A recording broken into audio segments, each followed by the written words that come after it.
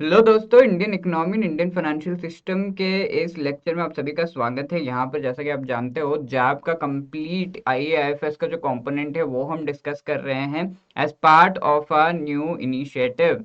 So each and every chapter, each and every topic that can come, जिससे question exam में आ सकता है, वो सभी कुछ हम डिस्कस कर रहे हैं along with MCQs for your practice, and कुछ होमवर्क एमसीक्यूज भी आपको मिलते हैं। So in this session, we are discussing module C का chapter number 21, really lengthy, large chapter. We'll try to finish it fast.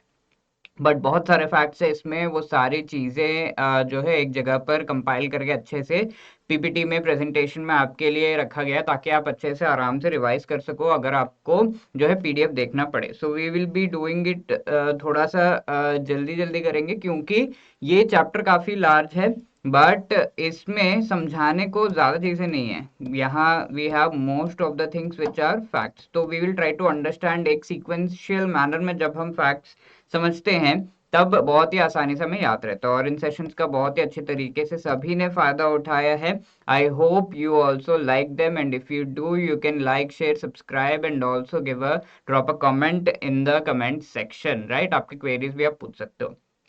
So we have begun module C, और यहाँ पर हम ऑलरेडी इंडियन फाइनेंशियल सिस्टम, जो कि हमारा chapter 20 है, वो कवर कर चुके हैं। फाइनेंशियल सिस्टम का एक आइडिया ले चुके हैं। अब हम बैंकिंग स्ट्रक्चर कैसा है, फंक्शंस क्या है, बैंक्स के टाइप्स क्या है, वो सभी कुछ देखेंगे। So this chapter can be broadly divided into 4 parts, जहां पर हम बैंकिंग क्या होता है उससे related types of banks, payment ecosystem and recent developments, ये सभी कुछ देखेंगे। सो स्टे ट्यून, बहुत ही मजेदार ये सेशन होने वाला है, जहां पर ये सारी चीजें बहुत ही डिटेल में हम समझेंगे, राइट। तो बहुत इंपॉर्टेंट है इंडियन बैंकिंग स्ट्रक्चर को समझने से पहले ये समझना कि what actually is banking. So we should know what is banking. So for that we will be beginning with understanding what a bank actually does. एक बैंक क्या करता है, उस चीज को समझना जरूरी है। ठीक है, तो बैंक्स एंड देयर रोल, अलग अलग रोल जो है वो देखेंगे। तो let's say there is this person जिसने अपना जो पैसा है वो सेव कर रखा है इन द बैंक। तब ये बैंक क्या करेगा, ये बैंक ये पैसे आगे जो है लोन में देगा। Simply this is what bank does. ठीक है, this is the primary function. Primary function bank का क्या है? डिपॉजिट्स लेना एंड लोन में पैसे देना, सिंपल। अब आगे यहाँ पर इन चीजों से रिलेटेड, ये डिपॉजिट इस बैंक में लाकर कैसे देगा, जब उसके पास इंफॉर्मेशन होगी। लोन कैसे लेगा, जब उसके पास इंफॉर्मेशन होगी, इजंट इट। और इसके साथ साथ जो भी मनी आ रहा है इन द फॉर्म ऑफ डिपॉजिट्स, उसको यूज करने का पूरा रिस्पॉन्सिबिलिटी बैंक्स का होता है। That is one function. The other thing is, अगर आपका कोई इंटर टेम्पोरल रिस्क है, ठीक है, अगर आपका कोई रिस्क है, फॉर एग्जांपल जेठालाल है यहाँ पर, इनको क्या है आज, जैसे इनकी फैक्ट्री है, हम जानते हैं इन्होंने खड़ी की थी फैक्ट्री, तो उस फैक्ट्री में आज इनको कुछ मनी चाहिए, बट इनकी पेमेंट कल आने वाली है। तो ऐसे में आज जो मनी चाहिए उसके लिए पैसे कहाँ से आएंगे?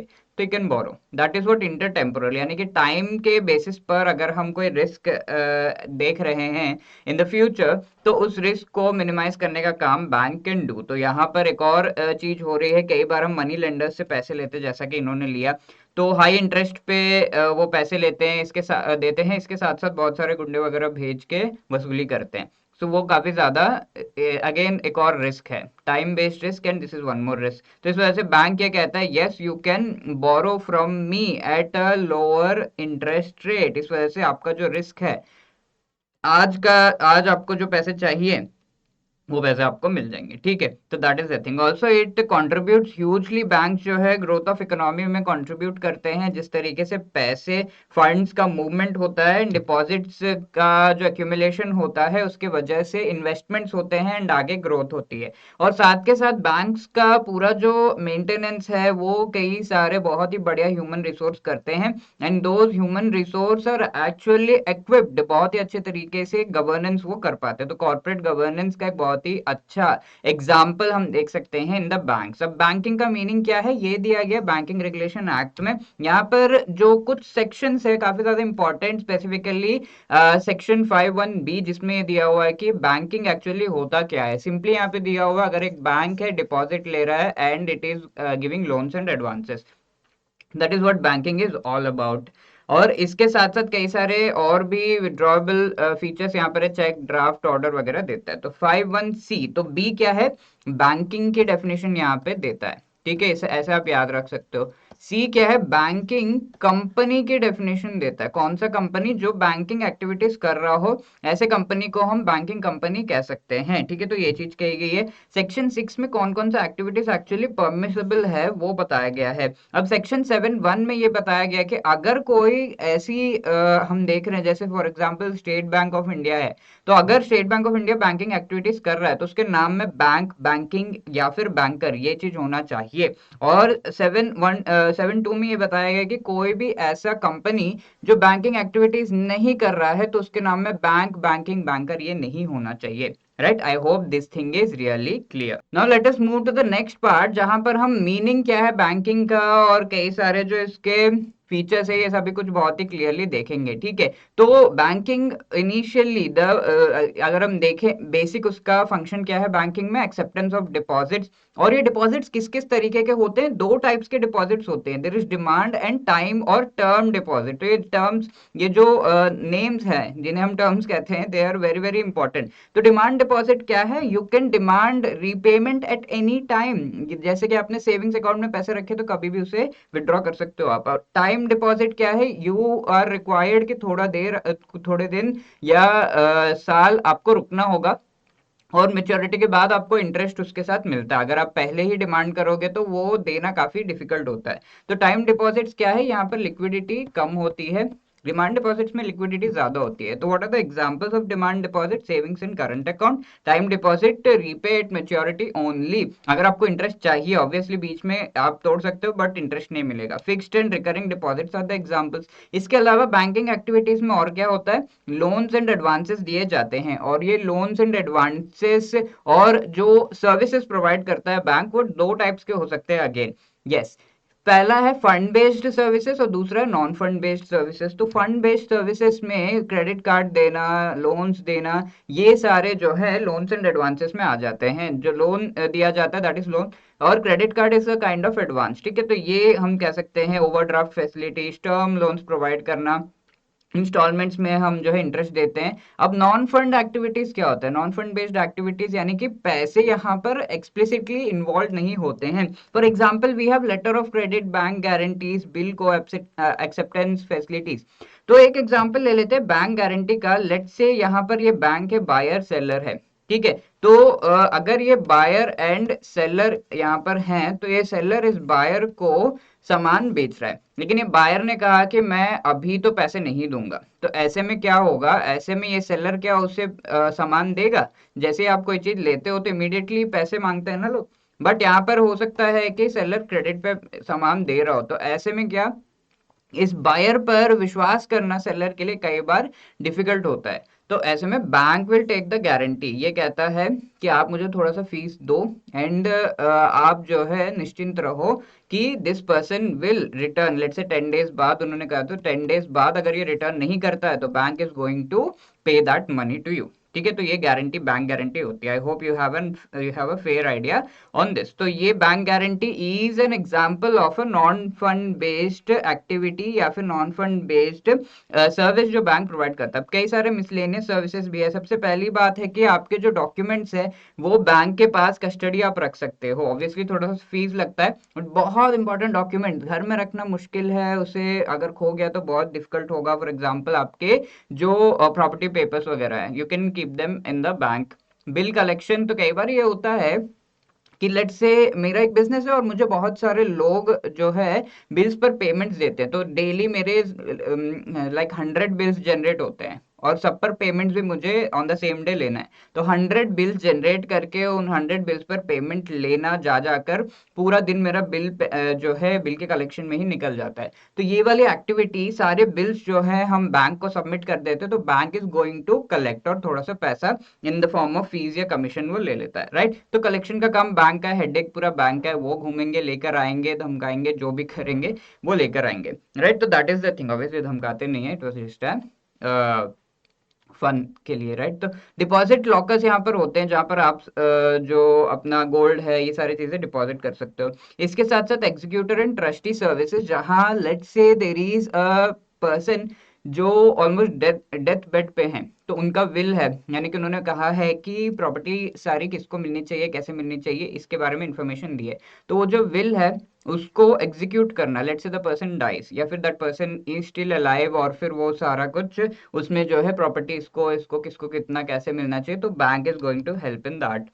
इसके अलावा foreign exchange services, foreign country के करेंसीज आते हैं, गिफ्ट चेक्स वगैरह प्रोवाइड करना, ऐसे चेक्स जो कि काफी सुंदर हो, नॉट एट आर स्टैंडर्ड्स लेकिन बैंक के स्टैंडर्ड्स पर, एक फूल यहाँ पे लगा दिया तो सुंदर, and that is called a gift cheque. तो ये गिफ्ट चेक बुक आपको मिल सकता है फ्रॉम योर बैंक ऑल्सो। तो ये चेक बुक थोड़ा सुंदर होगा इन कंपैरिजन, और ये इस पर आप जो है अमाउंट लिख के डायरेक्टली ये दे सकते हो, तो दैट इज गिफ्ट चेक, ये एक फंक्शन। इसके अलावा मर्चेंट बैंकिंग फैसिलिटीज, ठीक है। तो आगे हम बहुत ही डिटेल में मर्चेंट बैंकिंग क्या होता है बहुत ही डिटेल में पढ़ेंगे, सो मॉड्यूल डी में stay tune for that. So merchant banking actually जो हाई नेटवर्थ इंडिविजुअल्स है या फिर कंपनीज हैं, वो अपने मोस्ट इंपॉर्टेंटली यही होता है कि वो अपने कंपनी के लिए फंड्स उठाने का काम जब कर रहे हैं, तो they take help of the bank. Funds कैसे उठा सकते हैं, अगर वो कंपनी लेट्स से थोड़ी बड़ी है एंड रिक्वायरमेंट्स एलिजिबिलिटी फुलफिल कर रही है, तो आईपीओ इश्यू करके शेयर्स इश्यू कर सकती है इन द मार्केट, एंड इसका इश्यू मैनेजमेंट पूरा मर्चेंट बैंकर के द्वारा किया जाता है। अब कई सारे यहाँ पे लॉस है, लेजिस्लेशन से which are really important, and ये सारे लॉस एक्चुअली पूरा का पूरा जो सिस्टम है बैंकिंग का और टाइप्स ऑफ बैंक्स है, इन सभी के पीछे पूरा फ्रेमवर्क प्रोवाइड करते हैं। What are these laws, very importantly number one RBI का law, 1934 banking regulation, 1949 state bank of India, 1955। इनका तो आपको डेफिनेटली आइडिया होगा, ठीक है, ये सब हम पढ़ चुके हैं पहले भी, फाइनेंशियल सिस्टम जब हम पढ़ रहे थे, तो ये ईयर्स भी आपको याद होंगे। अब नेक्स्ट है State bank of India subsidiary banks act, जो कि 1959 में लाया गया था। तो इसके subsidiary banks and then associate banks आगे जाके बनते हैं, for example State bank of Mysore, Hyderabad, ये सारे तो आगे जाके मर्ज भी होते हैं, राइट। तो there is also deposit insurance and credit guarantee corporation 1961, ये भी हम पढ़ चुके हैं, डिपॉजिट इंश्योरेंस क्या होता है। Banking companies acquisition and transfer of undertaking act of 1970, ठीक है। तो ये इसके अलावा बैंकिंग कंपनीज एक्विजिशन एक्ट जो 1980 में है, state banks repeal and amendment act of 2018। तो स्टेट बैंक्स को सबको जो है मर्ज किया गया। इन बैंकिंग कंपनीज जो एक्ट है, इसके तहत बहुत सारे बैंक्स को मर्ज, नेशनलाइज, ये सब किया गया, राइट। तो these are the important legislation जिनके नाम दिए हुए हैं। We will be discussing these two laws in the next session, जहां पर डिटेल में इन दोनों लॉज को हम डिस्कस करेंगे, not so much detail but जितना रिक्वायर्ड है, जो उतना हमारे बुक में दिया हुआ है उतना। अब हिस्ट्री ऑफ बैंकिंग क्या यहाँ पर है वो भी समझना बहुत ज्यादा जरूरी है। We have understood the basics of banking, history क्या है, एमर्ज कैसे हुए, we already know Bank of Hindustan 1770 में सबसे पहला बैंक था, जनरल बैंक ऑफ इंडिया और कमर्शियल बैंक ये सब भी आए थे, बट वो फेल हो जाते हैं। बट एसबीआई, पीएनबी ये कंटिन्यू करते हैं। बैंक ऑफ कैलकाटा, मद्रास, बॉम्बे, इनको मिलाकर इंपेरियल बैंक 1921 में, this is just a revision, इसीलिए बहुत ही तेजी से जा रहा हूँ, ये चीजें फिर से दी हुई हैं। एसबीआई 1955 में फर्स्ट पब्लिक सेक्टर बैंक बनता है। पंजाब नेशनल बैंक जो है 1874 में एस्टेब्लिश होता है, जो कि आज के डेट में it is a public sector bank, ठीक है। इसके अलावा we also have cooperative bank, जिसकी शुरुआत 1889 में विठल एल काउथेकर जी ने की थी बड़ौदा में, ठीक है। 1905 में people's cooperative society, 1905 at Bangalore जो है पहली बार एक जो है पुश मिला था। एंड 1904 में एक्चुअली कोऑपरेटिव सोसाइटीज एक्ट आता है, जिसके तहत कोऑपरेटिव बैंक्स की का नंबर एज वेल एज उनके जो एक्टिविटीज है वो स्ट्रीमलाइन हुए।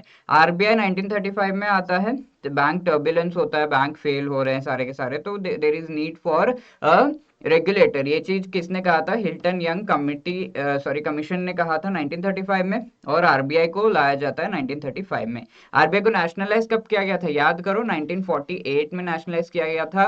1955 में we get the State bank of India.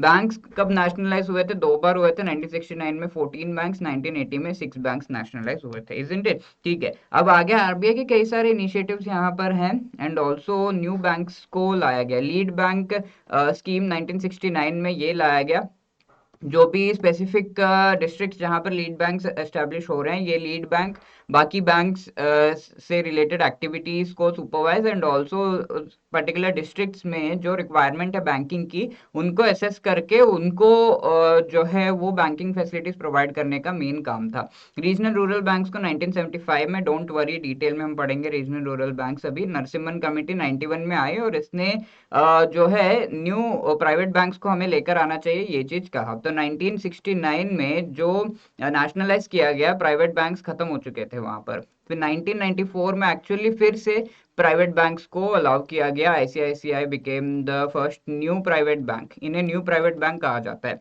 ठीक है, कोटक बैंक, यस बैंक 2003-4 में आते हैं। बैंक लाइसेंस आईडीएफसी, बंधन फाइनेंशियल सर्विसेज वगैरह को भी दिया जाता है। डिफरेंशिएटेड बैंक 2015 में लाए जाते हैं। Now let us try to answer this question, which among the following is a non fund based loan advance given by bank? Letter of credit, demand loan, overdraft या टर्म लोन। तो यहाँ पर अगर हम देखें, ये तीनों ही फंड बेस्ड एक्टिविटीज है, but letter of credit is a non fund based activity, it is like a guarantee. ठीक है, बैंक गारंटी जैसा है, बट इंटरनेशनल सर्कमस्टांसेस में ये होता है। तो A is the right answer. Moving on, banking का सारा कुछ हम देख चुके हैं, क्या बैंक्स है, मीनिंग क्या है, what is the history. Now we will talk about the types of banks. ठीक है, टाइप्स ऑफ बैंक्स डिटेल में हम चीजें देखेंगे, कई सारे फैक्ट्स है यहाँ पर, so we will brush up through the facts and ये फैक्ट्स आपको याद रखने होंगे, कुछ उसमें याद रखने होंगे क्या क्या काफी इंपॉर्टेंट है, वो चीजें भी मैं आपको बताते जाऊंगा, कहाँ कहाँ से क्वेश्चंस आए वो भी मैं आपको बताते जाऊंगा। साथ के साथ ये फैक्ट्स को एक सीक्वेंस में आपको प्रेजेंट किया गया है in this PPT, so that आपके लिए बहुत ही आसानी से आप रिवाइज कर सको।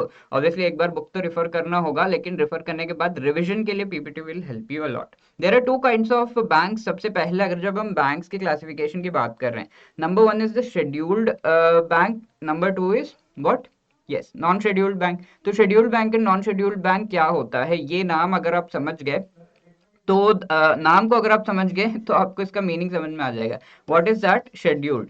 शेड्यूल्ड का मतलब क्या होता है, ये किसी शेड्यूल में इनका नाम दिया हुआ है।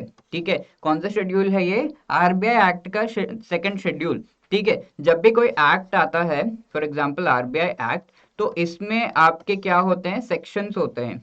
सेक्शंस में सारे प्रोविजंस दिए होते हैं, बट कुछ ऐसी चीजें दी होती हैं जो कि काफी लेंदी है, बहुत सारे नाम है ये सब, तो वो टेबल्स के रूप में शेड्यूल्स दिए होते हैं। तो इसी तरीके से आरबीआई एक्ट में दो शेड्यूल हैं। सेकंड शेड्यूल की जब हम बात करें, तो सेकंड शेड्यूल में यू विल फाइंड कि कई सारे बैंक्स के नाम लिखे हुए हैं।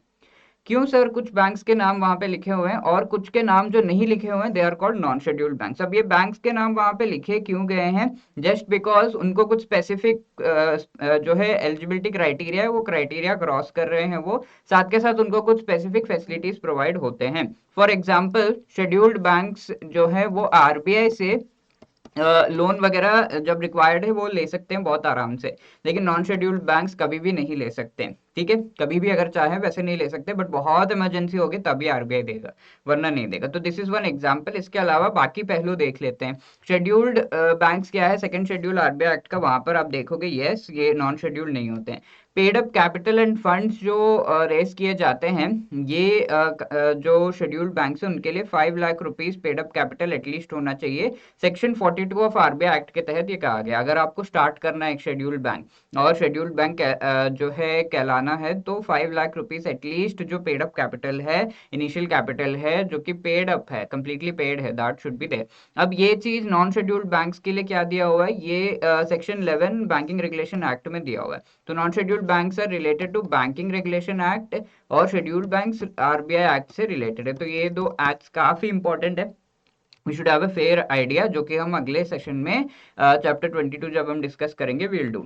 अब यहाँ आरबीआई से क्या बोरो कर सकते हैं, here comes the main difference, ये आपको याद रखना है, स्टार मार्क। ठीक है, तो ये क्या है, आरबीआई से ये बोरो कर सकते हैं और बैंक रेट पे ये बोरो कर सकते हैं पैसे, इसके अलावा रेपो रेट पे भी कर सकते हैं। अब नॉन शेड्यूल्ड बैंक्स आरबीआई से बोरो नहीं कर सकते, अगर उन्हें लोन की जरूरत है तो आरबीआई से नहीं ले सकते, ओनली इमरजेंसी सिचुएशंस में ये ले सकते हैं। इसके अलावा एक और चीज है, ये जो बैंक्स हैं, बैंक्स एक जब भी चेक इश्यू करते हैं, कोई कस्टमर जो है चेक इश्यू करता है, तो बैंक के पास लेकर आता है उसे कैश या फिर अकाउंट में जमा करने के लिए वो पैसे। बैंक के पास जब ये चेक आता है तो bank has to check the cheque, ठीक है। वो चेक कैसे होता है कि कहाँ जहां से आया है, जेन्यून है ये चेक या नहीं है, वो काम एक्चुअली कोऑर्डिनेट इसे करना पड़ता है। जहां से भी ये चेक आया है, उस ब्रांच, उस पर्टिकुलर बैंक से कोऑर्डिनेट करना होता है। तो वो पहले क्या होता था, फिजिकली ये चेक उठाकर लेकर जा रहे हैं एंड देन वहां पर चेक करके फिर आकर तब कैश करा रहे हैं, तो काफी टाइम लगता था। इस प्रोसेस को हम क्लियरिंग कहते हैं, ठीक है। अब इसके लिए स्पेसिफिक जो है Clearing Corporation of India Limited, इसे बनाया गया है and there are various other clearing houses, ठीक है। तो इस काम को किसी ने ले लिया है, आउटसोर्स कर दिया, और उस पर्टिकुलर जो एंटिटी को, इंस्टीट्यूशन को हम क्लियरिंग हाउस कह रहे हैं।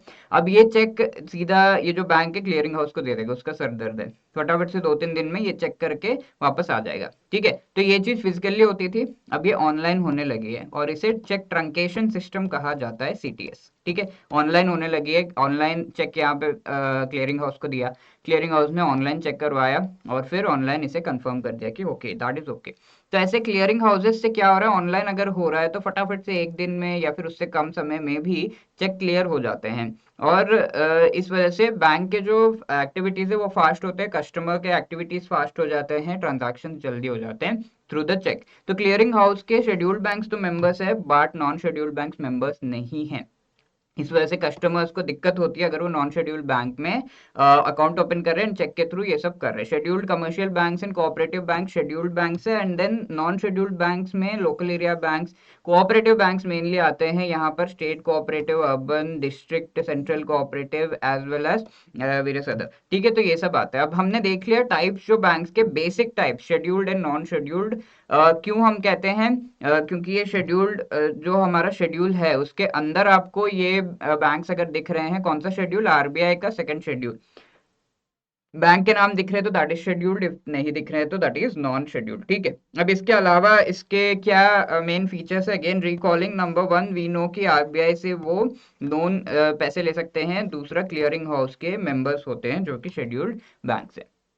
फर्दर क्लासिफिकेशन करते हैं, अब शेड्यूल्ड बैंक्स का फर्दर क्लासिफिकेशन हम करेंगे। We can say there are 2 kinds again, commercial and cooperative banks को अलग अलग हम डिस्कस करेंगे, ठीक है। कमर्शियल बैंक्स में क्या है, public and private sector banks हो गए, ठीक है। जो public sector government owned and controlled, and private sector are completely privately owned and controlled. इसके अलावा फॉरेन कंट्रीज के जो बैंक्स है, they also establish in India, local area banks है, रीजनल रूरल बैंक्स। और ये 2 टाइप्स के जो बैंक्स है, payment banks and small finance banks, इन दोनों को हम डिफरेंशिएटेड बैंक्स कहते हैं, ठीक है। डिफरेंशिएटेड बैंक्स क्या है, इनका जो फंक्शनिंग है वो बाकी बैंक से थोड़ा सा अलग है या फिर थोड़ा नैरो है, इन टर्म्स ऑफ किन लोगों को ये सेटिस्फाई करने का काम कर रहा है, कौन सी ऑडियंस के लिए बैंकिंग फैसिलिटीज प्रोवाइड कर रहा है, ठीक है। तो ये बाकी सारे बैंक्स को हम अलग से कहते हैं, they are called universal banks, क्योंकि सारे के सारे जो बैंकिंग से रिलेटेड एक्टिविटीज है वो परफॉर्म करते हैं। But payment banks and small finance banks सारे एक्टिविटीज परफॉर्म नहीं करते, that is why they are called differentiated banks, और वो स्पेसिफिक जो ऑडियंस है उनको ही कैटर करते हैं। Cooperative bank state level, district and जो सेंट्रल लेवल है, 3 लेवल्स पर कोऑपरेटिव बैंक्स होते हैं, will discuss that in detail. Now let us first discuss about the public sector banks. इसमें क्या हो रहा है, इनिशियली सबसे पहला पब्लिक सेक्टर बैंक कौन सा था, याद करो, yes, our SBI obviously. And then we have the nationalised bank, जो कि हमारे 69 एज वेल एज 1980 में लाए जाते हैं। We know about the entire sequence, 14 banks and then 6 banks. अब जो ये बैंक्स, इन्हें कंसोलिडेट भी किया गया। फॉर एग्जांपल एसबीआई के एसोसिएट बैंक्स थे, we had Hyderabad, State bank of Hyderabad, Mysore वगैरह बहुत सारे, उन सबको कंसोलिडेट किया गया। ऑल्सो ये सारा कंसोलिडेशन जो है 2008 और 2017 में किया गया। अदर बैंक्स को 1969, 1980, 2017, 20 में कंसोलिडेट, मर्ज वगैरह किया गया, राइट।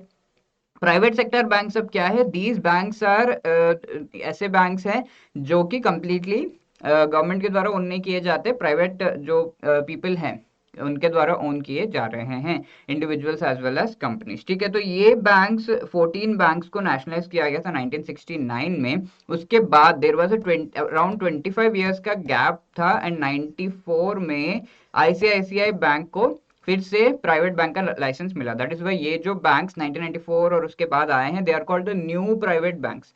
कुछ प्राइवेट बैंक्स पहले से चले आ रहे हैं, नेशनलाइज नहीं हुए, सो वो ओल्ड प्राइवेट बैंक्स है।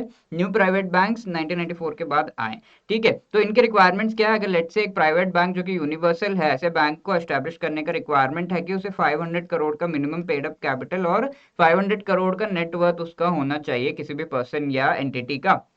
रेजिडेंट इंडिविजुअल होना चाहिए जो कि इंडिया में हो, 10 ईयर्स एक्सपीरियंस बैंकिंग वगैरह में। एंड यहाँ पर इंडस्ट्रियल हाउसेस, यानी कि अगर कोई इंडस्ट्रीज के हेड हैं, they want to invest in the private sector bank, तो वो 10% से ज़्यादा इन्वेस्ट नहीं कर सकते। ठीक है, वो खुद नहीं ओपन कर सकते, but then they can only invest, और वो इन्वेस्टमेंट भी 10% से ज़्यादा नहीं कर सकते। ठीक है, ये इंडस्ट्रीज खुद से प्राइवेट सेक्टर बैंक नहीं एस्टेब्लिश कर सकते। और ये सारे ऐसे होने चाहिए कि स्टॉक एक्सचेंज पर लिस्टेड हो, 6 ईयर्स में ये लिस्ट हो जाए।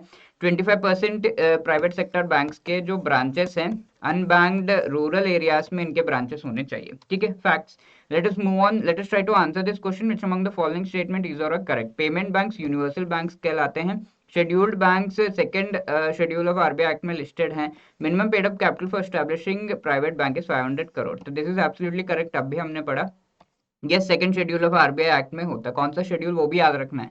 फर्स्ट शेड्यूल में दूसरी चीजें हैं जो हम नेक्स्ट क्लास में देखेंगे। सेकंड शेड्यूल में आरबीआई एक्ट के ये banks listed and there, that is why called the scheduled banks. Payment banks are not universal banks, differentiated banks. ठीक है, अभी अभी हमने पढ़ा डिफरेंशिएटेड बैंक्स कौन कौन से, payment banks and small finance banks. ये दोनों के जो फंक्शनिंग है थोड़ी सी अलग होती है। क्यों अलग है, क्या अलग होता है, हम देखेंगे आगे। So this statement is wrong, 2 and 3 only, B will be the right answer. Okay, कुछ बैंक के टाइप्स हम देख चुके हैं, we have seen what is public and private sector. Now let us move on to discuss the foreign banks. ठीक है, कुछ bank जो फॉरेन कंट्रीज में एस्टेब्लिश्ड है, उनके जो ब्रांचेस हैं उनको अलाउ किया गया कि वो इंडिया में ओपन कर सके। ठीक है, तो ये फॉरेन बैंक किस तरीके से इंडिया में अपनी प्रेजेंस लेकर आएगा। Firstly, what is the requirement, foreign banks को इंडिया में अलाउ करने का रिक्वायरमेंट क्या है? बहुत सारे फॉरेनर्स जो है इंडिया में आते हैं, और उन फॉरेनर्स के साथ साथ जो उनकी बैंकिंग सर्विसेज है वो भी आने चाहिए। इस वजह से banks to cater those foreigners, ये बैंक्स जो है इंडिया में आ जाते हैं। ठीक है, तो ये बैंक्स मेनली केटर करते हैं to the activities of trade. ठीक है, और रिटेल जो बैंकिंग है वो कम ही करते हैं, ये बहुत ज़्यादा रिटेल बैंकिंग में इन्वॉल्व नहीं है, और ये बहुत ज़्यादा इन्वॉल्व होते हैं in the foreign exchange activities. ठीक है, बिकॉज बाहर कंट्री से फॉरेन एक्सचेंज, ऑब्वियसली यूएस से कोई बैंक रहेगा, तो यूएस इंडियन रुपी का जो एक्सचेंज है, जो कन्वर्शन है, उसमें बहुत ज़्यादा एक्टिविटीज़ इसके होंगे। तो that is the thing, that is the main requirement, उनके साथ साथ आते हैं। ऑल्सो बिजनेस पर्पसेस के लिए, अगर वी नो कि इंडिया में बहुत लार्ज मार्केट है, although not so developed, but yes large market है, उसको केटर करने के लिए आते हैं। These are the requirements. अब ये किस किस तरीके से आ सकते हैं इंडिया में? या तो वो ब्रांच ओपन कर सकते हैं, या तो वो सब्सिडियरी, उन्हें होली ओन्ड सब्सिडियरी कहा जाता है। ठीक है, wholly owned by parent bank. ठीक है, सब्सिडियरी के रूप में वो ओपन कर सकते हैं। ठीक है, तो आरबीआई ने कहा है कि कुछ केसेस में जो फॉरेन बैंक्स हैं उन्हें ओनली होली ओन्ड सब्सिडियरी के रूप में ही ओपन करना है, क्योंकि बहुत ज्यादा उस बैंक पर, या फिर जिस कंट्री से, लेट से चाइना से कोई बैंक इंडिया में ओपन हो रहा है, तो चाइना पर हमें बहुत ज्यादा विश्वास नहीं है as per our national interest. So we say कि इस पर्टिकुलर बैंक को ओनली होली ओन्ड सब्सिडियरी के रूप में एस्टेब्लिश करना है, क्योंकि होली ओन्ड सब्सिडियरी को ज्यादा सुपरवाइज कर पाता है RBI in comparison to branch अगर वो ओपन करते हैं। तो दैट इज द रीजन, कुछ कंडीशंस में जब वो बैंक का सही जो है परफॉर्मेंस नहीं है, या फिर उस कंट्री पर हमें विश्वास नहीं है, तो ऐसे में हम ये चीज करवाते हैं कि वो banks only wholly owned subsidiary के रूप में इंडिया में अपने ब्रांच को एस्टैब्लिश करें। Now let us have a look at the facts and norms related to this. Standard Chartered, Citi, ये सारे जो है बीएनपी पारिवास, ये सब फॉरेन बैंक्स है। बिजनेस इंडिया में एक्सचेंज वगैरह जो है, इससे मेन इनका बिजनेस होता है, दैट इज वाई इन बैंक्स को एक्सचेंज बैंक्स भी कहा जाता है। स्टार मार्क नोट डाउन कर लीजिए। These banks are called exchange banks, क्योंकि मेनली इंडियन रुपी टू किसी और करेंसी का एक्सचेंज करने के एक्टिविटीज में ही ये बिजी रहते हैं। ब्रांच, सब्सिडियरी या फिर इवन रजिस्टर्ड ऑफिस के रूप में या फिर रिप्रेजेंटेटिव ऑफिस के रूप में ये एस्टेब्लिश कर सकते हैं इंडिया में अपने आप को, राइट। तो इसमें क्या होता है, this is the third thing जहां पर लीस्ट एक्टिविटीज करते हैं। सिर्फ जो फॉरेन बैंक है उसका एक तरीके से उसकी एक्टिविटीज एंड उसकी पब्लिसिटी के तरीके से ये होता है, एंड देन इंडिया में सिर्फ वो एक ऑफिस ओपन कर रहे हैं तो जस्ट चेक के मार्केट कैसा है, क्या पीपल हैं यहाँ पर, ऐसा। ठीक है, तो that is called a RO. अब इसके अलावा आरबीआई के गाइडलाइंस के हिसाब से जैसा हमने देखा, होली ओन्ड सब्सिडियरी के रूप में ही कुछ बैंक्स को एस्टैब्लिश करना पड़ता है। कौन से फैक्टर्स यहाँ पे कंसिडर किए जाते हैं कि किस तरीके से वो फॉरेन बैंक इंडिया में अपना जो है प्रेजेंस मार्क करे, that is through the home country के जो नॉर्म्स एंड बैंक के जो परफॉर्मेंस है उसके बेसिस पर। इसके अलावा देर आर दीज नॉर्म्स जहां पर हम ये कह सकते हैं कि minimum paid up capital 500 crore का इनिशियली रिक्वायर्ड है, the minimum paid up capital is same, and ये अपफ्रंट होना चाहिए, आने से पहले ये मनी उनके पास होना चाहिए जो कि पेरेंट जो फॉरेन बैंक है वो एक्चुअली प्रोवाइड कर रहा है। बासिल 3 कंप्लाइंट बैंक्स होने चाहिए। बासिल 3 कुछ नॉर्म्स है, रूल्स है, इंटरनेशनली सेट किए गए हैं बासिल नाम के जगह पर। तो इस रूल्स एंड नॉर्म्स को 3 बार जो है चेंज किया गया, दैट इज 1 2 3। तो थर्ड सेट में जो रूल्स एंड नॉर्म्स लाए गए that is final and presently applicable. तो उन रूल्स एंड नॉर्म्स को फॉलो करना होगा इन बैंक्स को। इसके साथ साथ जो सीआरएआर है, यानी कि रिस्क वेटेड एसेट्स का जो रेशियो है, capital to risk weighted assets ratio, we have already seen what is the meaning of that risk weighted assets लो, उसके सामने कैपिटल मेंटेन करना, वो 10% से भी ज्यादा होना चाहिए, ये चीज कहा गया है। We have seen Narasimhan committee ने क्या रिकमेंड किया था, 8 फिर 9 रिकमेंड किया था फॉर द इंडियन बैंक्स, ठीक है, बट ये 10% से भी ज्यादा होना चाहिए for the foreign banks for safety. WS जो है नॉन इक्विटी रुपी रिसोर्सेज वगैरह रेस कर सकते हैं इक्विटी के अलावा, यानी कि डेट और हाइब्रिड जो रुपी रिसोर्सेज, रुपी के जो कैपिटल फंड्स है वो रेस कर सकते हैं, एंड कोर मैनेजमेंट इनका जो है आउटसोर्स नहीं किया जाना होना चाहिए, they only have to do that.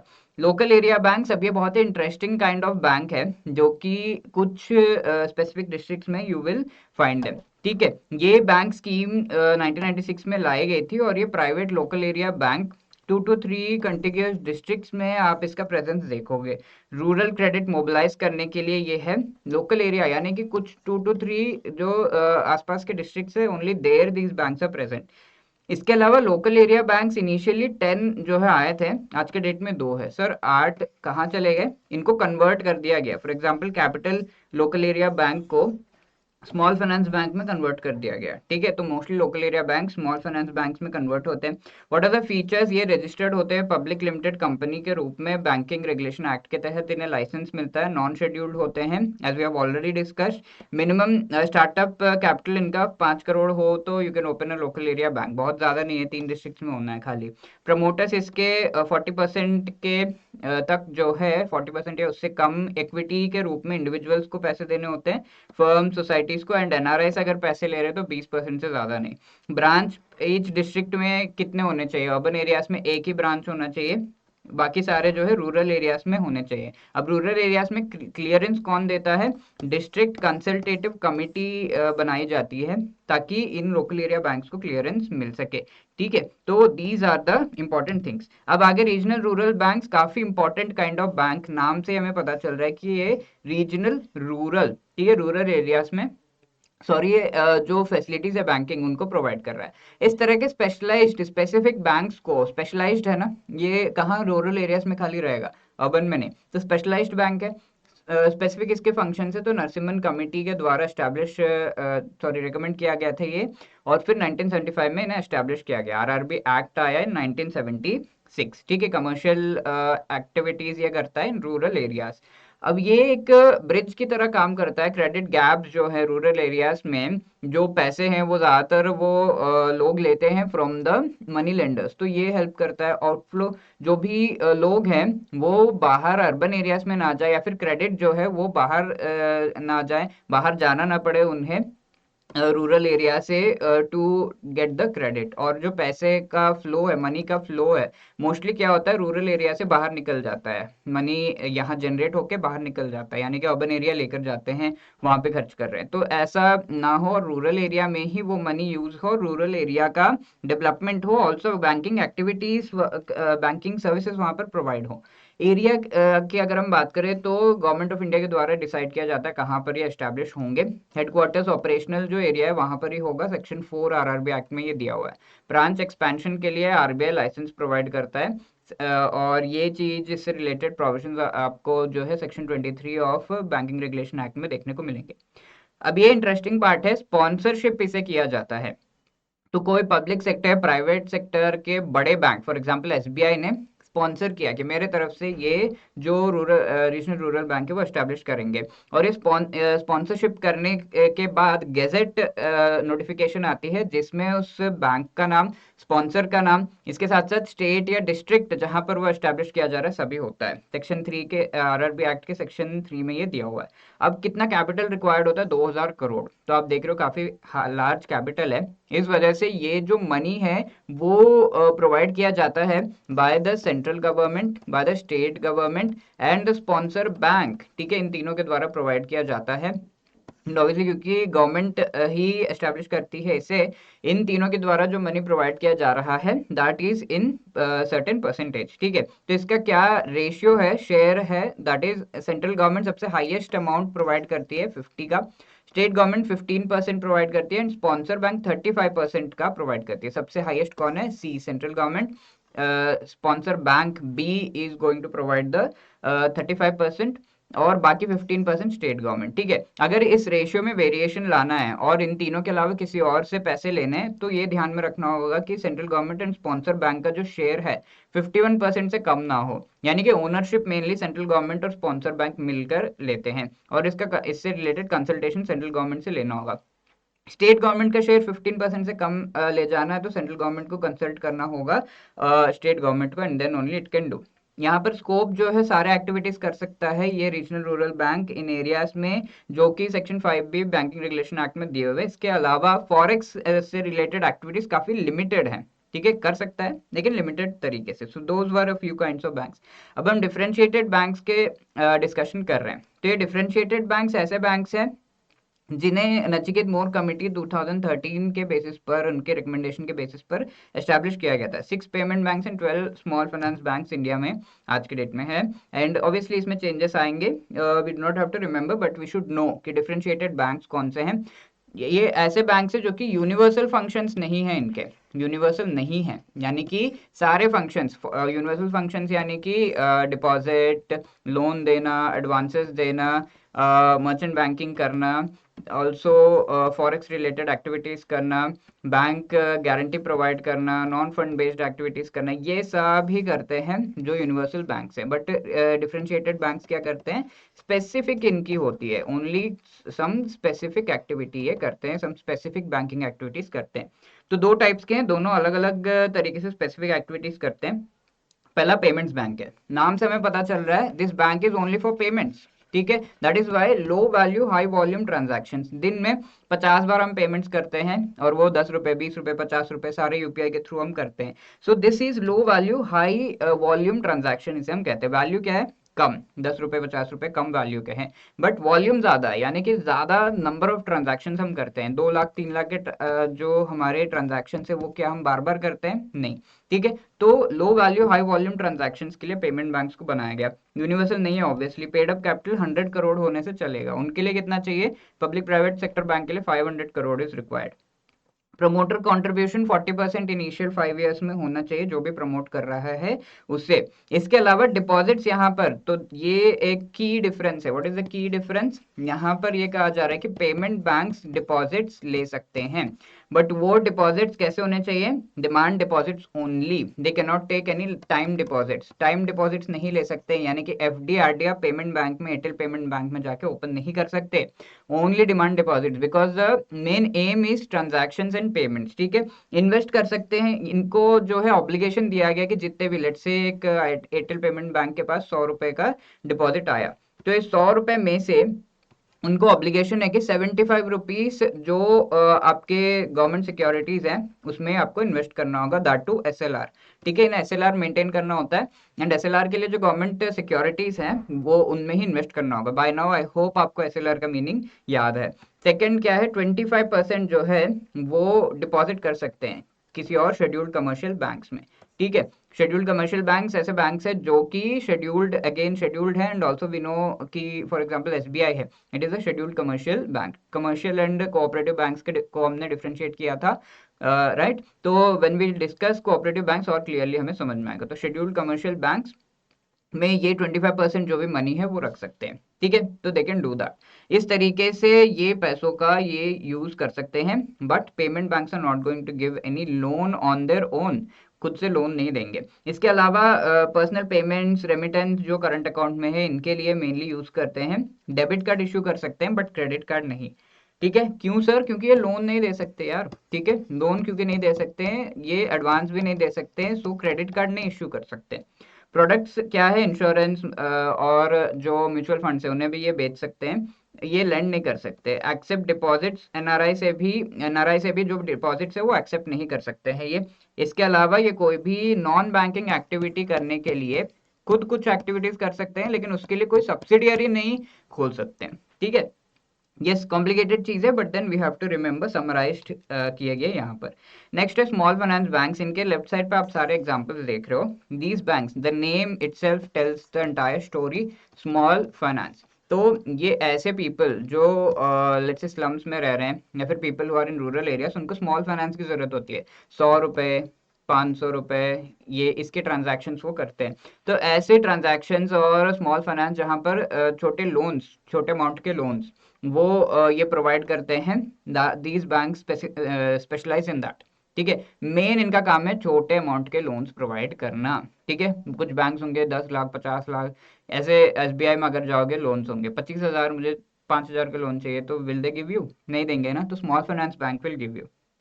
ठीक है, तो स्मॉल फाइनेंस बैंक्स का ये काम है। मेन ऑब्जेक्टिव हमने यहाँ पे देख लिया, और वो भी स्मॉल एंड मीडियम एंटरप्राइज है, स्मॉल फार्मर्स, अनऑर्गेनाइज्ड एंटिटीज के लिए। ये रेसिडेंट इंडियन 10 ईयर्स एक्सपीरियंस जिसका है, they can open it. NBFC, micro finance institutions, local area bank we have already seen, उनको स्मॉल फाइनेंस बैंक में कन्वर्ट कर दिया जाता है। ऑल्सो बिजनेस इनका जो है 5 ईयर्स तक किस तरीके से रन हो रहा है वो सब देख के then this is decision is taken for conversion and also for establishment of small finance bank. सारे बैंकिंग एक्टिविटीज कर सकता है, कोई रेस्ट्रिक्शन नहीं है। पेड अप कैपिटल 200 करोड़ का होना चाहिए। यहाँ पर कितना है, वी हैव सीन 100 करोड़, यहाँ पे 200 करोड़ का पेड अप कैपिटल होना चाहिए। वहाँ पब्लिक सेक्टर, प्राइवेट सेक्टर में 500 था। ठीक है, UCBs को स्मॉल फाइनेंस बैंक में कन्वर्ट कर दिया जाता है। What is UCB? Urban cooperative bank. ठीक है, ये कन्वर्ट किया जा सकता है, और ये जो कन्वर्शन है वो तब होगा जब 100 करोड़ उनका जो है पेड अप कैपिटल बन जाएगा। प्रमोटर इनिशियली 40% फर्स्ट 5 ईयर्स के लिए जो शेयर है वो लेकर आएगा। ठीक है, बाकी ये सारे काफ़ी डीप हैं, we do not need to go. Prudential norms यहाँ पर सारे स्मॉल फाइनेंस बैंक्स फॉलो करते हैं, CRR, SLR। तो देख रहे हो ऑलमोस्ट सारी चीज़ें सेम है, थोड़ा सा डिफरेंस है कि 200 करोड़ का इनको जो है पेड अप कैपिटल चाहिए होता है, in comparison to differentiated bank, payment bank, जहाँ पर 100 करोड़ का चाहिए होता है। Okay, we are just seen. और इसके अलावा द मोस्ट इंपॉर्टेंट की थिंग इज ओवरऑल इनका जो PSL जो प्रायोरिटी सेक्टर लेंडिंग है वो 75% का टारगेट है। मेन चीज है कि इनके जो 50% लोन्स हैं उनकी वैल्यू 25,000 से कम होनी चाहिए, यानी कि स्मॉल फाइनेंस प्रोवाइड करना है इन्हें। ठीक है, मैक्सिमम लोन्स जो भी लेट्स से 5,000 का मैक्सिमम लोन इन्होंने दिया है एक बैंक ने, तो इसमें से 10% खाली इंडिविजुअल्स का हो सकता है। ठीक है, 10% से ज्यादा किसी एक सिंगल इंडिविजुअल को नहीं दे सकते, यानी कि 500 रुपए से ज्यादा किसी एक सिंगल इंडिविजुअल को नहीं दे सकते। 15% से ज्यादा किसी एक सिंगल ग्रुप को नहीं दे सकते। ठीक है, that is the thing. So we have seen the various commercial banks. Cooperative banks देख लेते हैं, और कोऑपरेटिव बैंक्स में एक इंपॉर्टेंट चीज है कि इनका फेडरेटेड स्ट्रक्चर होता है। ठीक है, फेडरेटेड स्ट्रक्चर का क्या मतलब है, इनका ऐसा स्ट्रक्चर होता है जो कि स्टेट लेवल पर कोऑपरेटिव बैंक है, देन डिस्ट्रिक्ट लेवल पर है, एंड देन जो सिटी या फिर विलेज लेवल पर कोऑपरेटिव बैंक होता है। तो ये फेडरेटेड स्ट्रक्चर, फेडरेटेड यानी कि डिफरेंट डिफरेंट लेवल्स पर ये बैंक्स होते हैं, that is called federated structure. अब ये कोऑपरेटिव बैंक्स का ओरिजिन हुआ था कोऑपरेटिव सोसाइटीज एक्ट 1904 1912 में, जो फिर से एक्ट आया सेंट्रल बैंक से रिलेटेड। अब यहाँ पर ये है कि रूरल एरियाज में नाबार्ड एक्चुअली इन्हें रीफाइनेंस करता है, एंड अर्बन एरियाज में also we have this banks. Bank के नाम देख लेते हैं। रूरल एरियाज में short and long term credit provide करने वाले यहाँ पर बैंक्स। तो शॉर्ट टर्म क्रेडिट जो प्रोवाइड करते हैं, these banks are classified as state, district, central cooperative and primary agriculture credit society. तो let me tell you, state level पे स्टेट कोऑपरेटिव बैंक सेम नाम है, डिस्ट्रिक्ट लेवल पे district central cooperative bank same नाम है rural and urban areas में। अब जो विलेज लेवल है वहां पर primary agriculture credit societies PACS होते हैं। तो ये विलेज लेवल पर जो PACS है ये थोड़ा सा डिफरेंट है इन कंपैरिजन टू अदर्स। एक डिफरेंस है मेनली, दैट इज ये बैंकिंग रेगुलेशन एक्ट के परव्यू में नहीं आता। ये सारे जो है बैंकिंग रेगुलेशन एक्ट जो है उसे फॉलो करना होगा, कंप्लायंस करना होगा बाकी कोऑपरेटिव बैंक्स को, बट ये जो है बैंकिंग रेगुलेशन एक्ट को फॉलो करने की इससे जरूरत नहीं है। Then we have at the city level urban cooperative banks. I hope ये स्ट्रक्चर समझ में आ गया। अब लॉन्ग टर्म क्रेडिट यानी कि 10 साल 15 साल का जो पैसे लोन्स वगैरह देते हैं, वो इंस्टीट्यूशंस भी है जिन्हें लैंड डेवलपमेंट बैंक्स कहा जाता है, और ये सिर्फ रूरल एरियाज में आपको देखने को मिलेंगे। ठीक है, लॉन्ग टर्म क्रेडिट ये प्रोवाइड करते हैं। 3 टायर स्ट्रक्चर मेनली होता है, स्टेट कोऑपरेटिव बैंक शेड्यूल्ड या नॉन शेड्यूल्ड हो सकता है, district central cooperative bank non scheduled होता है। ये चीज हम पहले ही देख चुके हैं, नॉन शेड्यूल्ड बैंक जब हम पढ़ रहे थे। इन्हें लाइसेंस की जरूरत डेफिनेटली होती है एस्टैब्लिश करने के लिए। प्राइमरी एग्रीकल्चर ये BR एक्ट के अंदर नहीं होते हैं। लॉन्ग टर्म जो बैंक्स हैं उनकी जब हम बात करें, लैंड डेवलपमेंट बैंक, ये आप देखोगे कि स्टेट लेवल पर एंड प्राइमरी जो लेवल पर है, ये सारे एग्रीकल्चर रूरल डेवलपमेंट बैंक्स इन्हें कहा जाता है। ठीक है, this is the thing. Urban जो एरियाज है वहाँ पर अर्बन कोऑपरेटिव बैंक्स ये हैं, और इनकी एक्टिविटीज क्या है, रिटेल बैंकिंग ये करते हैं। अर्बन कोऑपरेटिव बैंक्स बाकी कमर्शियल बैंक्स जैसे ही होते हैं, रिटेल बैंकिंग। लेकिन एक चीज है, जो foreign exchange and non fund based business है, letter of credit, bank guarantee, ये लिमिटेड करते हैं। ठीक है, कोऑपरेटिव बैंक्स। तो मेन कोऑपरेटिव बैंक्स, मेन चीज है कि ये बैंक्स एस्टेब्लिश होते हैं by the cooperation of a lot of people, और वो सारे जो लोग हैं they contribute in the establishment of certain bank पे। इनिशियली ऐसे होता था, कोऑपरेटिव सोसाइटीज ऐसे एस्टेब्लिश होते थे, एंड इसी तरीके से ये कोऑपरेटिव बैंक्स लोकल एरिया के जो नीड्स है उनको फुलफिल करने के लिए in urban and rural areas ये एस्टेब्लिश किए जाते हैं। अर्बन कोऑपरेटिव बैंक शेड्यूल्ड हो सकते हैं अगर इनका net demand and time liability 200 crore से ज्यादा हो जाएगा। इसके अलावा बैंकिंग रेगुलेशन एक्ट के परव्यू में अर्बन कोऑपरेटिव बैंक्स 1966 में आ गए। सुपरविजन इनका जो है रूरल कोऑपरेटिव बैंक्स नाबार्ड करती है। अर्बन कोऑपरेटिव बैंक्स का जो अर्बन कोऑपरेटिव बैंक्स है इनके ऊपर RBI की नहीं चलती बहुत ज्यादा, ओनली अर्बन कोऑपरेटिव बैंक्स पे चलती है। और वो भी अर्बन कोऑपरेटिव बैंक्स के दो तरह के फंक्शंस है, एक तो ऐसे फंक्शंस जो कि बैंकिंग रिलेटेड है, दूसरे जो एडमिनिस्ट्रेटिव या मैनेजरियल फंक्शंस है वो स्टेट गवर्नमेंट के अंडर, स्टेट गवर्नमेंट के एक्ट्स के तहत वो देखा जाता है। बैंकिंग रिलेटेड फंक्शंस RBI उन्हें रेगुलेट करता है। ठीक है, और ये चीज भी रिसेंटली जो बैंकिंग रेगुलेशन एक्ट है उसे अमेंड करके ये पावर RBI को दिया गया है। एरिया ऑफ ऑपरेशन 1 या एडजॉइनिंग डिस्ट्रिक्ट्स में हो सकता है, अमेंड किया गया। देखिए 2020 में बैंकिंग रेगुलेशन एक्ट को, सेक्शन 45 जो एक्ट का है उसको, और फिर RBI को ये पावर्स दिए गए, और फिर बाकी यहाँ पर banking related activities RBI can regulate. अब कोऑपरेटिव एंड कमर्शियल बैंक्स का अगर हम एक वेरिएशन या फिर उनका डिफरेंस देखें, तो शेयर्स जो है अनलिमिटेड होते हैं, लायबिलिटी होती है कोऑपरेटिव बैंक्स में, यानी कि कंप्लीट लायबिलिटी जो भी है उस बैंक का होगा। But in comparison to commercial banks, complete liability जो बैंक का है वो नहीं होता है। That is why they are called the limited liability, यानी कि कुछ चीजें जो हैं उनसे रिलेटेड लायबिलिटी नहीं होती है। Right, that is the thing. Vote पर शेयर होल्डर, लेट से बहुत सारे शेयर होल्डर्स जो हैं उन्होंने मिल के कोऑपरेटिव बैंक या फिर एक कमर्शियल बैंक को एस्टैब्लिश किया है। तो ऐसे में जो कोऑपरेटिव बैंक है, मेन डिफरेंस यही है, मेन डिफरेंस ये है कि each and every share holder को एक वोट मिलता है। बट कमर्शियल बैंक में क्या होता है, each and every share holder को उसके शेयर होल्डिंग के हिसाब से वोट मिलता है। लेट्स से 10% वोट किसी शेयर जो है कोई होल्ड कर रहा है, एक 20% कर रहा है, तो उसे 2 वोट्स मिलेगा, जो 10% कर रहा है इसे 1 वोट मिलेगा, इस तरीके से, ठीक है, कंपैरेटिवली।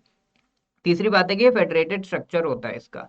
एसबीआई का अगर हम देखें स्ट्रिक्टली, हम ये नहीं कह सकते कि फेडरेटेड स्ट्रक्चर है, राइट, बट इनका फेडरेटेड स्ट्रक्चर होता है। So these are the differences. Now we are moving on. हमने टाइप्स ऑफ बैंक्स यहाँ पर जो है यहाँ तक डिस्कस कर चुके हैं।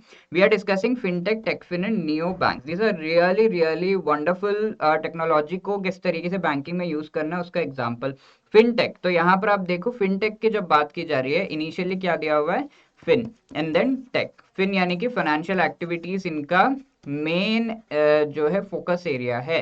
तो ऐसे बैंक्स क्या, ऐसे जो फिनटेक जो कंपनीज है वो क्या होते हैं, मेनली यूज करते हैं टेक्नोलॉजी फॉर फाइनेंशियल एक्टिविटीज, उनका मेन एम वही होता है। फॉर एग्जांपल क्या है यहाँ, पेपैल, प्लेड, पॉलिसी बाजार, इन्वेस्ट्री, ये सारे जो है एग्जांपल्स हो गए जो कि फिनटेक है। Also we can take the example of Paytm और फोन पे वगैरह का एग्जांपल हम यहाँ पे ले सकते हैं। तो फिनटेक सारे आरबीआई के द्वारा रेगुलेट किए जाते हैं।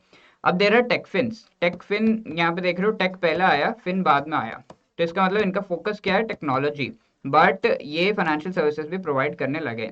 हमने कुछ दिन पहले देखा व्हाट्सएप जो है वहां पर आपको व्हाट्सएप पे दिख रहा है, although we do not use it most of the people, but then WhatsApp पे दिख रहा है हमें। यानी कि व्हाट्सएप का मेन काम क्या है, मैसेज और जो टेक्नोलॉजी और सोशल नेटवर्किंग, बट यहाँ पर क्या है, वो साइड में अपने फाइनेंशियल सर्विसेज भी प्रोवाइड करने लगा, that is called a टेकफिन।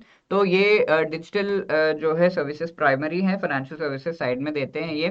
Search engine like Google पे, व्हाट्सएप हो गया, ये सारे एग्जांपल्स है यहाँ पर। ऑल्सो ये रेगुलेट नहीं किए जाते हैं बाय एनी एंटिटी प्रॉपरली, और व्हाट्सएप के पास बहुत सारा डेटा है, अब इसके पास फाइनेंशियल डेटा भी मिल जाएगा, तो व्हाट्सएप जो है इस तरह के एंटिटीज को कंप्लीटली फिनिश ही कर देगा, right, that is the second thing. अब थर्ड थिंग है नियो बैंक्स। ये ओनली डिजिटल बैंक्स है।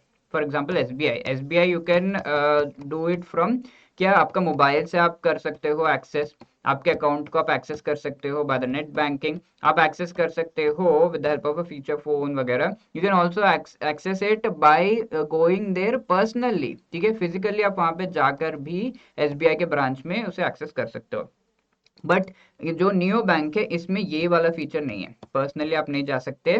For example Airtel payment bank या फिर पेटीएम पेमेंट्स बैंक, ये ऐसे बैंक हैं, ऐसे एंटिटीज है जो कि पर्सनली आप कोई स्टोर नहीं देखोगे जहां पर वो बैंकिंग फैसिलिटीज प्रोवाइड कर रहे होंगे, ठीक है। तो इस वजह से these are called digital only banks, और ये मोस्टली रेगुलर जो बैंक्स है, for example Airtel payment bank is going to tie up with SBI, और फिर इस तरीके से, ठीक है, दीज आर जस्ट एग्जांपल्स। और ये niche products, important specific kind of products provide करते हैं। For example buy now pay later, ठीक है, अभी खरीदो and pay it later, that is why इन्हें बीएनपीएल एंटिटीज भी कहा जाता है। जब भी कोई पूछे बीएनपीएल एंटिटीज क्या है, the answer is neo banks, because ये mostly bye now pay letter provide करते हैं।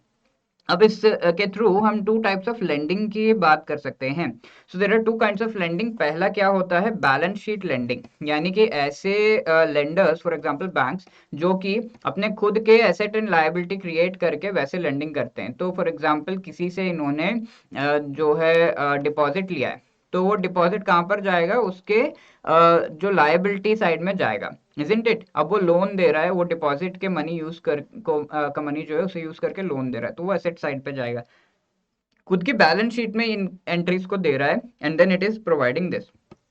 अब there are also market place lending. तो इसका मतलब है, लेट से मैंने एक वेबसाइट खोल दी, यहाँ पर बैंक्स कितना कितना लोन दे सकते हैं वो दिया हुआ है, और फिर जो भी लोन लेना चाहता है वो इनको सर्च करके देख सकता है। तो ये मार्केट प्लेस लेंडर है, क्योंकि ये खुद से अपने पैसे लगाकर अपने पैसों को लोन में नहीं दे रहा है, सिर्फ जो लोन देने वाला और लोन लेने वाला उन्हें कनेक्ट कर रहा है। So that is called P2P lending, ठीक है, peer to peer lending websites उन्हें कहा जाता है, ठीक है। तो that is market place lending, और ये एसेंशियली किसी ना किसी बैलेंस शीट लेंडिंग लेंडर के साथ टाई अप इसका रहता है, ठीक है। नियो बैंक्स, फिनटेक, ये सारे एग्जांपल्स है, okay. So these with this हम टाइप्स ऑफ बैंक्स तो देख चुके हैं। आगे payment ecosystem and recent developments फटाफट से देख लेते हैं।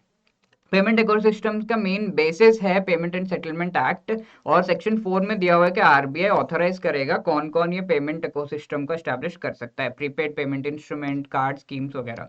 इसके अलावा क्या क्या ऑप्शन है हमारे पास? सबसे पहला तो जो नॉर्मल कैश ट्रांजैक्शन है, दैट इज वन ऑप्शन। दूसरा paper based instruments, for example cheque, उससे भी आप पेमेंट कर सकते हो। 60% total non cash and 11% total value जो है चेक्स के थ्रू होता है। अब ये चेक्स में एक फीचर है MICR 9 डिजिट कोड, जिसके थ्रू आपके बैंक का पता चलता है, बैंक ब्रांच का, सिटी का, तीनों को पता चल जाता है, ठीक है, इस कोड के थ्रू। तो ये चेक की ऑथेंटिसिटी को आइडेंटिफाई करने के लिए ये कोड यूज किया जाता है MICR।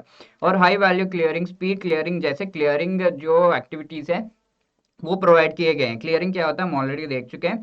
चेक ट्रंकेशन सिस्टम क्या होता है वो भी देख चुके हैं। क्लियरिंग हाउस के थ्रू चेक को जो है क्लियर करवाना, एंड इसका 2010 में स्टैंडर्ड्स आए थे, ठीक है। Later on electronic clearing service, जहां पर लेट से आप एक एम्प्लॉयर हो, आप अपने पूरे स्टाफ को सैलरीज भेजना चाहते हो, तो बल्क में आपको पेमेंट करना है, तो एक एक बैठ बैठ के करना दैट वुड बी डिफिकल्ट। सो इसको आप जो है इलेक्ट्रॉनिक क्लियरिंग सर्विसेज या फिर इलेक्ट्रॉनिक पेमेंट सर्विसेज के थ्रू कर सकते हो। For example credit, electronic clearing service credit है, जहां पर एक डेबिट एंड मेनी क्रेडिट है, यानी कि आपके अकाउंट से डेबिट होकर सैलरी दिया जा रहा है सबको, वो किया जा सकता है। इसके अलावा डेबिट भी सर्विस प्रोवाइड की जाती है, जहां पर बहुत सारे लोग आपके अकाउंट में पैसे दे रहे हैं। फॉर एग्जांपल आपने कोई सर्विस प्रोवाइड की है बहुत लोगों को, सबके पेमेंट आपको आनी है, तो वो ये सारे किए जा सकते हैं by the electronic clearing service. I hope ये चीज आपको याद रहेंगी। Then there is electronic fund transfer also, अगर आपको फंड ट्रांसफर करने हैं वो। और हम देख चुके हैं नेफ्ट को देख चुके हैं, नेशनल इलेक्ट्रॉनिक फंड ट्रांसफर। तो ये 1990s में शुरुआत की गई थी, 2005 में नेफ्ट आया था। इसमें कोई लिमिट नहीं है। नेपाल भी आप वन वे ट्रांसफर कर सकते हो, 2 लाख रुपीज पर transaction. But there is one thing that you need to keep in mind, NEFT अगर ट्रांसफर करोगे आप, तो आपका जो मनी है 48 आवर्स के बाद ट्रांसफर होगा। इसे जो है हम बैच कहते हैं, बैचेस में होता है। 48 आवर्स का जो बैचेस है, सारे ट्रांजैक्शन जो 48 आवर्स में हुए हैं, उनको एक ही बार जो है ऑथेंटिकेट एंड इम्प्लीमेंट किया जाता है। तो इसमें क्या होता है, बहुत सारे ट्रांजैक्शंस का एक नेट निकल जाता है, यानी कि दिवालिया ये सब का जो नेट है वो मनी ट्रांसफर होता है।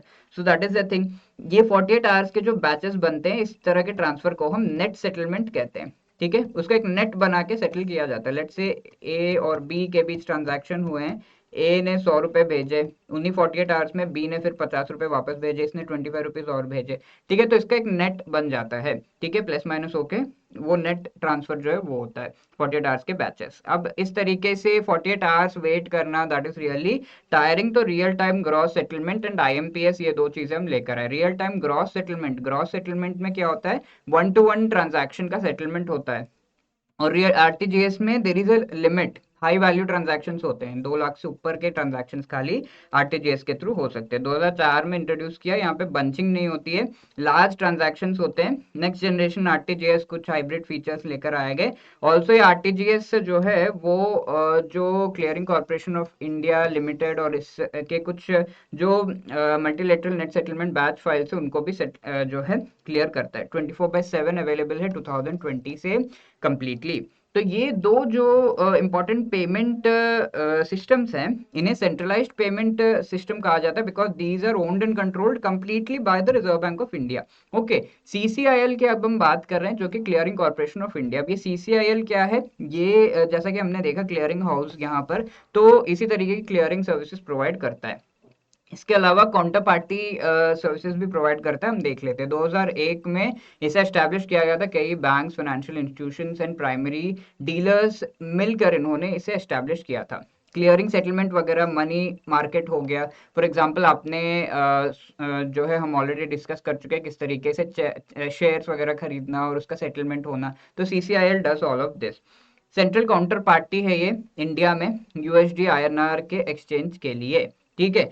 तो सेंट्रल काउंटर पार्टी का मतलब क्या है, इनोवेशन करता है। ये इनोवेशन का मतलब क्या है, लेट से एक कॉन्ट्रैक्ट किया है इन दोनों ने कि 10 दिन बाद आपको इतने पैसे मैं दूंगा, आप इतने जो है फ्रूट्स मेरे को दे देना, ठीक है। ये जो कॉन्ट्रैक्ट है कमोडिटी कॉन्ट्रैक्ट, यहाँ पर काउंटर पार्टी रिस्क है कि वो पैसे देगा कि नहीं, ये फ्रूट्स देगा कि नहीं, 10 दिन बाद लेट से मुझे वो मिला ही नहीं, तो दोनों का रिस्क है यहाँ पर।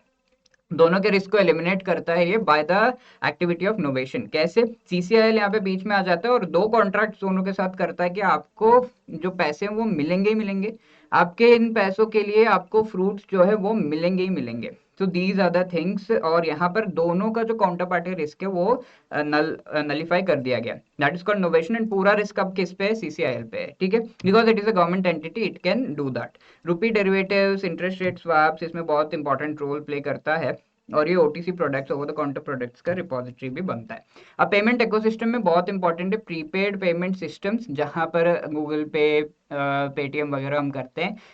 इसमें smart cards, magnetic stripe cards वगैरह भी आ जाते हैं। इसमें फॉरेन ट्रांजैक्शंस को जो है अलाउ नहीं किया जाता। फीमा एक्ट में जो दिया हुआ एक्सेप्शन से उनके अलावा बाकी फॉरेन ट्रांजैक्शंस आप नहीं कर सकते। मोबाइल बैंकिंग अक्टूबर 2008 में इसे इंट्रोड्यूस किया गया मोबाइल के थ्रू। ऐसे बैंक्स जो कि इंडिया में लाइसेंस हैं, सुपरवाइजन फिजिकल प्रेजेंस है, for example SBI has a physical presence in India, उसका मोबाइल बैंकिंग किया जा सकता है। अब ATM, point of sale, online transactions की बात कर लेते हैं। एटीएम का जो ट्रांजैक्शन है वो दो तरह का हो सकता है। लेट्स से एसबीआई का बैंक है, उसके बगल में एसबीआई का एटीएम है, और फिर आप एसबीआई का कार्ड लेके यहाँ पर ट्रांजैक्शन कर रहे हो, तो उसे हम ऑनेस्ट ट्रांजैक्शन कहते हैं, यानी कि ये ट्रांजैक्शन हम पर है। अब दूसरा क्या होगा? एसबीआई का बैंक ब्रांच है, यहाँ पर एसबीआई का एटीएम है, थोड़ा दूर क्या है? We have an ATM of ICICI bank. तो यहाँ पर जाकर आप एसबीआई का कार्ड यूज कर रहे हो, तो दैट इज कॉल्ड ऑफर्स। ये ट्रांजैक्शन हम पर नहीं है, ऑफर्स ट्रांजैक्शन, ठीक है।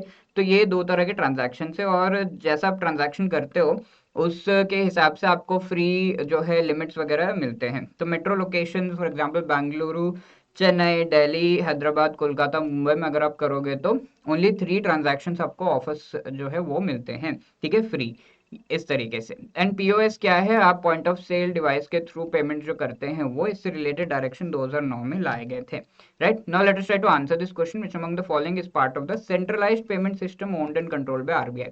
आईएमपीएस, नेफ्ट, आरटीजीएस, इनमें से कौन सा? Obviously we know it is NEFT and RTGS, so 2 and 3 B will be the right answer. Moving on, payment system ecosystem जो इंडिया में है, इसमें जो सेंट्रलाइज्ड पेमेंट सिस्टम है उसका एक्सेस नॉन बैंक्स के पास नहीं है, ठीक है। बैंक्स तो एक्सेस कर सकते हैं इनको आरटीजीएस, नेफ्ट के through transfer, but non banks नहीं कर सकते।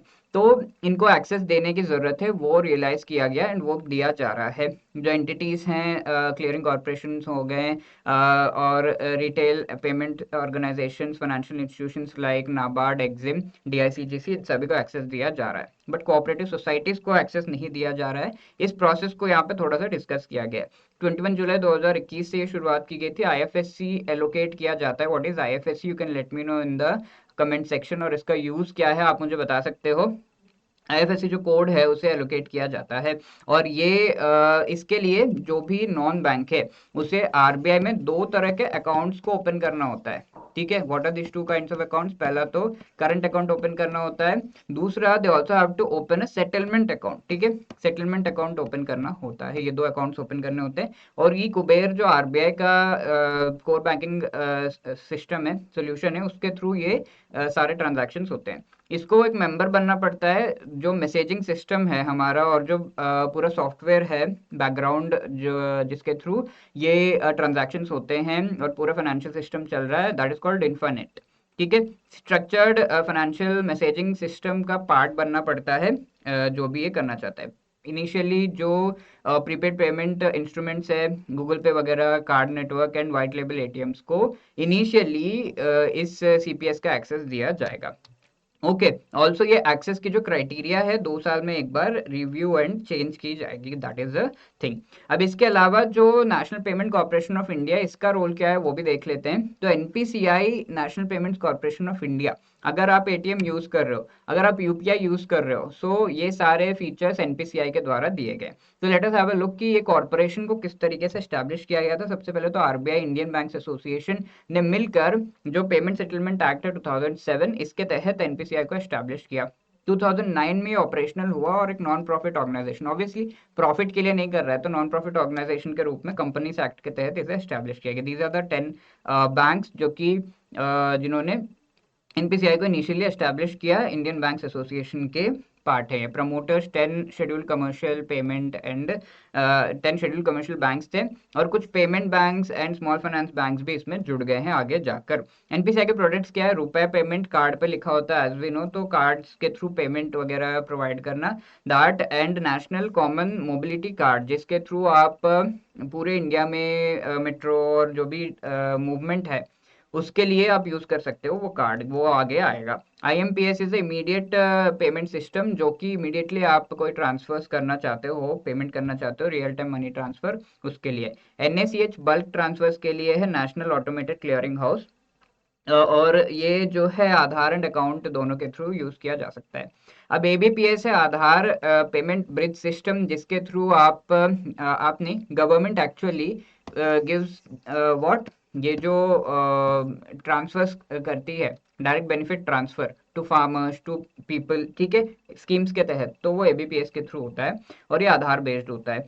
AEPS सर्विसेज प्रोवाइड करता है कुछ पीपल जो बहुत ज़्यादा पढ़े लिखे या फिर जो लोग आधार को यूज़ करना चाहते हैं, आधार कार्ड को यूज़ करना चाहते हैं, नंबर को, और अपने जो फिंगरप्रिंट्स और बाकी बायोमेट्रिक्स को यूज़ करके वो ट्रांजैक्शंस करना चाहते हैं। they can do that through the AEPS system, that is Aadhaar enabled payment system। इसमें आपके बैलेंस इंक्वायरी, कैश विड्रॉल वगैरह होता है। NFS is the national financial switch, जो कि ATMs को पूरा चला रहे हैं, पूरा नेटवर्क जो ATMs का है उसके पीछे क्या है? NFS, national financial switch. Next is UPI, that is हम बहुत ज़्यादा इसे यूज़ करते हैं, and this is the unified payments interface, इसके बारे में तो आपको पता है। BBPS finally, Bharat bill payment system, जहाँ पर बिल पेमेंट्स के लिए ये पूरा जो है सिस्टम लाया गया था। NETC is national electronic toll collection, और ये फास्टैग के थ्रू आपके कार्स में जो स्टिकर लगा होता है, बहुत ही तेजी से टोल जो है उसमें मूवमेंट के लिए ये लाया गया है, और इलेक्ट्रॉनिकली RFID जो है, रेडियो फ्रिक्वेंसी ID यूज करके ये पेमेंट जो है आपके अकाउंट से कट जाती है, right, that is a thing. ये तो हमने पेमेंट सिस्टम्स देख लिया। अब रीसेंट डेवलपमेंट्स फाइनली देख लेते हैं। मेन रीसेंट डेवलपमेंट्स है कि हम जो नॉन परफॉर्मिंग एसेट्स है बैंक्स के, उन्हें कम करना चाहते हैं। ऐसे एसेट्स जिनका फॉर एग्जांपल लोन बैंक ने दिया है और वो लौटाया नहीं गया, दैट इज कॉल्ड डिफॉल्ट, और वो नॉन परफॉर्मिंग एसेट बहुत दिन नहीं लौटाया गया, ऐसे ही रहा, तो नॉन परफॉर्मिंग एसेट बन जाता है। तो इनको कम कैसे किया जा सकता है? उसके लिए एक ऑर्गेनाइजेशन को एस्टैब्लिश किया गवर्नमेंट ने, that is the national asset reconstruction corporation limited, ठीक है। इसका कैसे, कब ओरिजिनेट हुआ? 2021-22 बजट में। और ये बैड लोन 500 करोड़ से ज्यादा के जो बैड लोन्स है, यानी कि ऐसे लोन जो कि NPA बन चुके हैं, उन्हें ये एक्सेप्ट करने वाला है। इसका ड्यूअल स्ट्रक्चर है, यानी कि इसमें क्या होगा, NARCL जो है वो सारे लोन्स को खरीदता रहेगा, खरीद के ये IDRCL, India debt resolution company limited को ये सारे लोन्स दे देगा। अब ये कंपनी का क्या है? ये एक एसेट मैनेजमेंट कंपनी है और ये एसेट रिकंस्ट्रक्शन कंपनी है। तो ये asset management company actually in loans को किस तरीके से रिकवर किया जा सकता है, क्या किया जा सकता है, जिसने लोन लिया उसका लिक्विडेशन करना है, क्या करना है, कैसे पैसे वापस आएंगे, वो सारा इसका हेडेक है। लोन्स को खरीदने का हेडेक पूरा NARCL का है, कैसे किसका लोन खरीदना है, ये चीज, ठीक है। ये ड्यूअल स्ट्रक्चर, ये बाई करेगा, ये सारे लोन्स को सेल करेगा। और इसमें जो पब्लिक सेक्टर बैंक्स है उनका शेयर होल्डिंग है 51% NARCL में, और पब्लिक सेक्टर बैंक्स और फाइनेंशियल इंस्टीट्यूशंस का शेयर होल्डिंग है IDRCL में 49%। स्टार मार्क पूछा गया है ये इन द मे एग्जाम, ठीक है। डिजिटल रुपी, अब हम ई रुपी की बात करते हैं।